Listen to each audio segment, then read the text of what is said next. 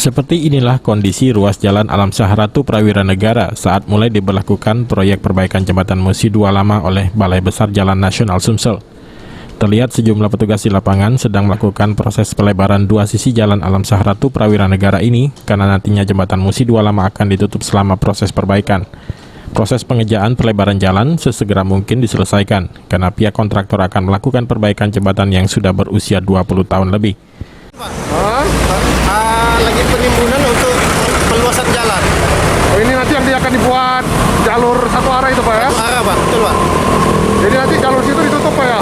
Tutup, sebelah sini ditutup, untuk jalur ini aja Pak. Oh, jadi sini keluar masuknya dari sini semua Pak ya? Sini.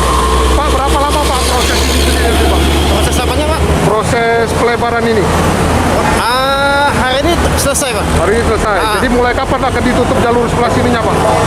Rencana sore ini Pak. Seperti diberitakan sebelumnya, perbaikan jembatan Musi 2 Lama ini akan dilakukan terhadap bentang jembatan yang sudah mengalami kerusakan. Sebelumnya, jembatan Musi 2 Lama telah satu kali dilakukan perbaikan pada tahun 2019 lalu, yaitu di bagian lantai jembatan. Firman Hidayat, PAL TV.